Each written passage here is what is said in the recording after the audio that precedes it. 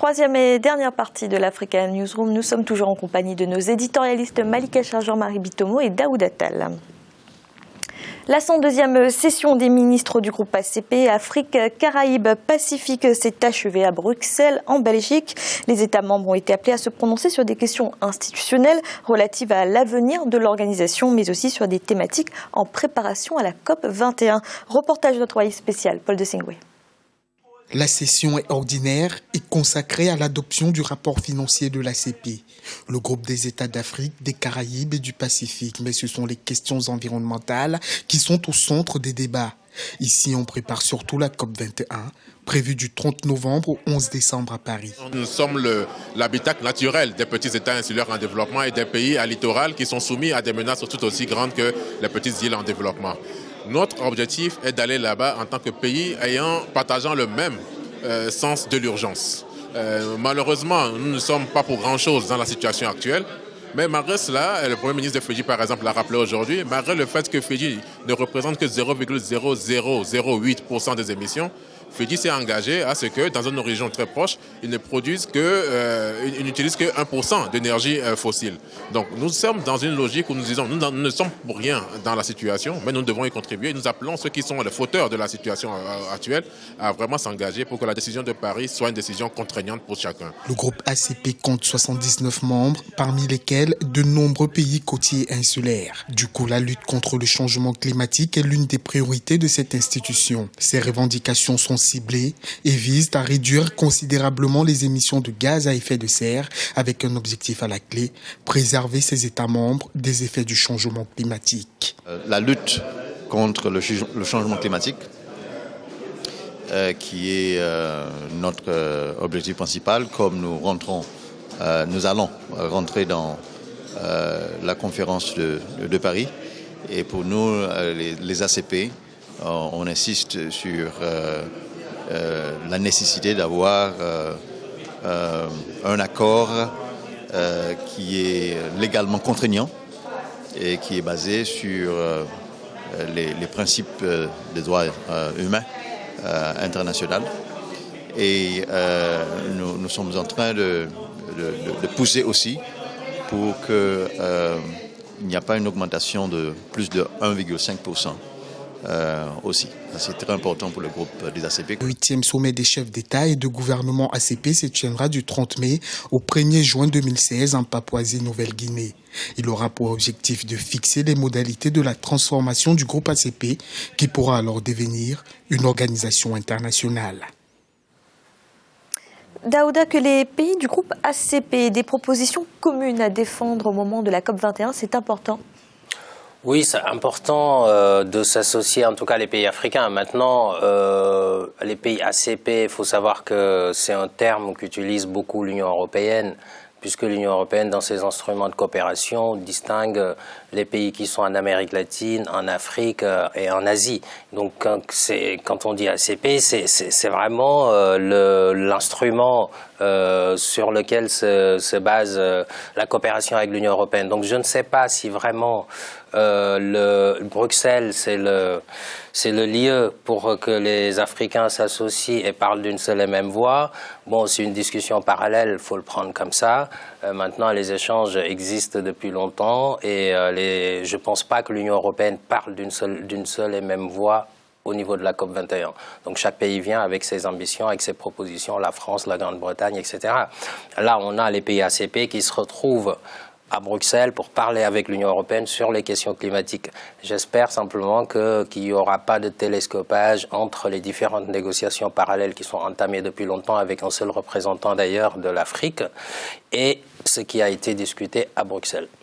Malik, quand les pays ACP disent qu'ils sont les principales victimes du changement climatique, mais pas les responsables, est-ce qu'ils ont raison de dire ça ? Ils ont bien raison et c'est pour ça qu'ils se réunissent pour parler du même voix, je pense. C'est l'objectif premier. Et oui, effectivement, il faut arrêter, je pense, de parler de réduction d'effets de gaz de serre pour ces pays-là, notamment de l'Afrique, des Caraïbes et du Pacifique. Ils n'ont rien demandé parce que leur développement économique n'a pas été pareil par rapport aux pays industrialisés qui se sont bien développés, qui ont pollué et qui aujourd'hui voient la menace du changement climatique. Donc effectivement, je pense qu'il faut instaurer une rigueur, mais il ne faut pas instaurer une rigueur qui empêche le développement économique de ces pays-là qui n'ont rien demandé dans justement ce problème-là qui se pose. Ils ne sont en aucun cas responsables. Et au contraire, les pays occidentaux devraient avoir conscience, prendre cela au sérieux et s'appliquer déjà des réglementations strictes à eux-mêmes, mais pas aux autres qui n'ont rien demandé, qui ont le droit de se développer. Ils vont se développer de manière plus efficace, de manière moins polluante, mais il ne faut pas justement imposer quelques règles que ce soit qui pourraient les déstabiliser ou leur empêcher d'avoir un bon développement économique.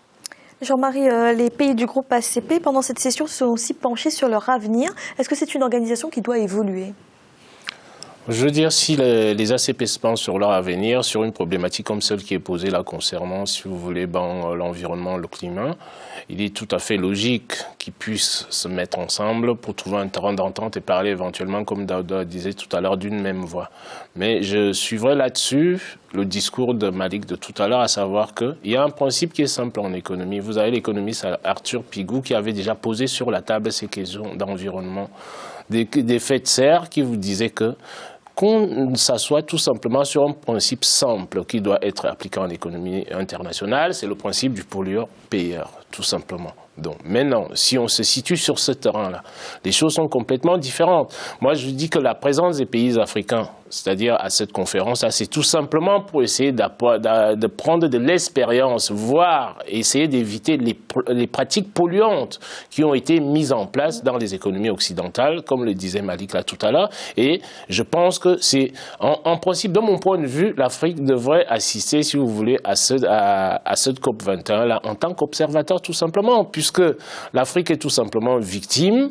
Et quand on regarde les émissions, c'est-à-dire au niveau mondial, l'Afrique représente pratiquement rien là-dedans. Donc, à partir de là, il ne faut pas empêcher, si vous voulez, les États africains de pouvoir se développer sous prétexte que les autres, ils ont pollué leur environnement. Donc maintenant, c'est l'Afrique qui va rester être le contributeur mondial, si vous voulez, sur la question environnementale. Je pense que ce serait un peu inique par rapport aux populations africaines.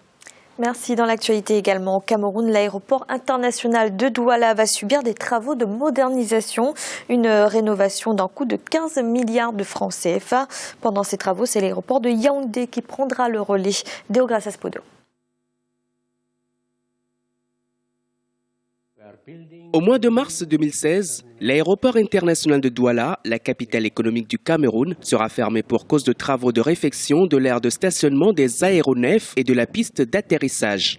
Les travaux qui ont débuté depuis plusieurs mois coûteront environ 15 milliards de francs CFA et devraient à terme permettre de dynamiser le trafic au sein de cet aéroport, considéré comme la principale porte d'entrée et de sortie du pays. Le Cameroun, c'est 35% du produit intérieur brut réel de la région. C'est plus de 22 millions d'habitants. Simplement, les installations étaient relativement vétustes. Si on veut profiter de l'importance du trafic dans la région, sachant qu'ils veulent faire d'ailleurs de Douala en réalité un hub, sachant que juste à côté, on va avoir peut-être le plus important port de la région. Il est, de mon point de vue, logique qu'on procède de cette façon-là. Inauguré en juin 1977, l'aéroport international de Douala concentre plus de 50% du trafic aérien du Cameroun. Durant les travaux, tous les vols s'effectueront à partir de l'aéroport de Yaoundé-Nsimalen, situé dans la banlieue sud-ouest de la capitale. De 200 000 passagers sur l'année, cet aéroport devrait voir son trafic augmenter. Pour des raisons propres au Cameroun, ils ont préféré procéder ainsi, c'est-à-dire faire de l'aéroport de Douala l'aéroport principal, parce que tous les vols sont dirigés vers Douala. Je pense qu'il n'y aura pas de répercussions sur ce fait. Peut-être autour de l'aéroport de Douala, notamment, momentanément. Je pense que ça va être relativement marginal. S'ils tiennent les délais, bien sûr. Selon les autorités camerounaises, plus de 70% du trafic international sont aujourd'hui assurés par l'aéroport de Douala, contre 27% pour l'aéroport de Yaoundé-Nsimalen. Considéré comme principal hub du pays et de la communauté économique et monétaire de l'Afrique centrale, les travaux de modernisation de l'aéroport de Douala seront effectués grâce à un financement de l'Agence française de développement. Jean-Marie, l'aéroport de Douala, principal hub d'Afrique centrale, vous êtes d'accord avec ça ? Je suis d'accord. Encore faudrait-il que l'État mette en place les moyens de ses ambitions. Bon, je suis content d'entendre que cet aéroport-là est en train de fermer pour pouvoir le rénover. Aujourd'hui, en Afrique centrale, l'activité portuaire, si vous voulez, le Cameroun en Afrique centrale, est pratiquement bien positionné comme étant la porte d'entrée, si vous voulez, pour les pays du Nord, qui peuvent être la République centrafricaine, qui peuvent être le Tchad et tout ce qui s'ensuit. Donc, à partir de là, rénover un aéroport, le Cameroun a pour ambition, si vous voulez, d'être un pays émergent.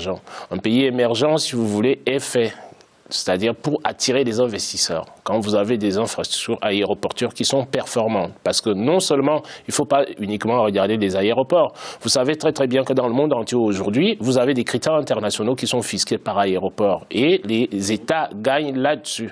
Donc aujourd'hui, le Cameroun a un aéroport au niveau de Yaoundé qui est relativement performant et qui demande aussi quand même à être amélioré quelque part, en prévision du trafic à venir.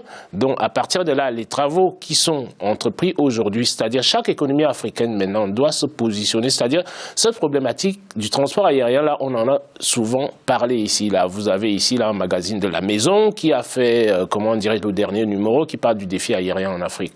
Tous les gouvernements devraient se saisir des documents comme cela, c'est-à-dire sur notre chaîne, on a la préoccupation, si vous voulez, du développement de l'Afrique. Donc, à partir de là, chaque pays doit, c'est-à-dire mettre en évidence ses avantages, comme je le dis souvent, ses avantages naturels pour essayer d'attirer le maximum d'investisseurs qui vont maintenant être à la base des investissements qui vont être effectués dans l'économie au niveau interne. Donc, à partir de là, avoir des infrastructures aéroportuaires qui soient performantes et opérationnelles, ça conditionne aussi, si vous voulez, la sortie des nationaux du territoire pour aller ailleurs. Ça va nous éviter quelque part, si vous voulez, dès l'instant que vous avez des bons aéroports, avec les conditions de sécurité qui vont avec, de faire décoller les avions directement de ces aéroports-là et avoir, si vous voulez, des dessertes en direct. Tout simplement pourquoi? Qu'est-ce qui, en Afrique aujourd'hui, fait en sorte que nous avons des tas et des tas de pays où vous avez des opérateurs économiques qui vont sortir de là, qui sont obligés de venir s'arrêter à Paris. Tout simplement pourquoi? Parce qu'on se dit que des avions ne peuvent pas décoller de nos aéroports. Donc, en modernisant, si vous voulez, nos aéroports, on est aussi en train de booster nos économies respectives. Merci. Et tout de suite, notre chiffre du jour. La Société ivoirienne de banque, la Banque Atlantique de Côte d'Ivoire et l'État ivoirien viennent de signer une convention de financement relative à la mobilisation de 21 milliards de francs CFA pour le développement des zones industrielles. Les fonds levés permettront de faire immédiatement face aux dépenses relatives à la réhabilitation de la zone industrielle de Yopougon, mais aussi aux travaux sur le site PK24 à Abidjan. Daouda, quelle importance revêt l'activité de ces zones industrielles pour un pays comme la Côte d'Ivoire? Une activité, ça revêt un caractère fondamental pour l'économie et d'ailleurs pour la diversification même de l'économie. La Côte d'Ivoire a une économie basée sur l'agriculture et donc développer un tissu industriel parallèle permettrait d'enclencher même la diversification avec les mines en plus de l'économie et puis davantage de pouvoir gonfler le PIB. Parce que s'il y a une industrie performante, ça permettra de pouvoir d'abord fournir au marché local ce qu'il a besoin et puis pourquoi pas exporter. On sait que l'agriculture est très importante en Côte d'Ivoire et donc pour transformer ces produits agricoles, il faut l'industrie et du coup développer des infrastructures industrielles, ça rentre complètement dans le plan du président Ouattara qui vise à porter la Côte d'Ivoire comme un pays émergent à l'horizon 2020. C'est très ambitieux et je trouve que disposer d'un fonds même qui permet de lever par différents mécanismes des financements, d'un fonds dédié aux industries me paraît très intéressant et d'autres pays devraient suivre l'exemple, effectivement. Malik, ces zones industrielles, leur création, leur extension, ça permet d'attirer les entreprises, de faciliter leur implantation? Bien évidemment, quand vous avez des justement des industriels étrangers qui veulent investir dans les marchés africains, il vaut mieux qu'ils trouvent les mêmes structures et les mêmes services pour justement implanter leurs unités dans le pays. Donc oui, je suis d'accord avec Daouda, il y a une stratégie qui est, je dirais, cohérente pour permettre à la Côte d'Ivoire de se développer davantage et d'atteindre des points de croissance, pourquoi pas supplémentaires, même si la croissance est vive en Côte d'Ivoire. Moi, je pense qu'il ne faut pas suivre le modèle européen parce qu'on a toujours vanté le modèle européen. Ces pays européens qui aujourd'hui, malheureusement, sont très tristes de ne pas avoir ce tissu industriel qui pourrait justement être une réponse à beaucoup de problèmes, notamment sur la thématique de l'emploi. Je me rappelle, moi, qu'on dénigrait, mais presque du dénigrement, qu'on voyait ces pays qui avaient mis en valeur les industries lourdes et qui finalement voient aujourd'hui qu'en ayant développé les industries lourdes, même s'il y a eu une petite période de perturbation économique par exemple pour les pays rentiers, redécouvrent les vertus du tissu industriel. Donc l'industrie, c'est un des moteurs fondamentaux d'une économie. Merci, c'est à présent la fin de cette émission. Demain, retrouvez le 4e volet de cette semaine consacrée à la Coupe d'Afrique des Nations des moins de 23 ans. Daouda, merci d'avoir été là. Merci Fanny, c'est un plaisir renouvelé. Bonsoir à tous nos téléspectatrices et téléspectateurs. Malik, merci également. Merci Fanny, je vais utiliser un mot qu'Alfred dit beaucoup. C'est un ravissement d'avoir été parmi vous. Et Jean-Marie, merci. Bonsoir Fanny et bonsoir à tous nos téléspectateurs et téléspectatrices. Et merci à vous de nous avoir suivis. À bientôt dans l'Africa Newsroom.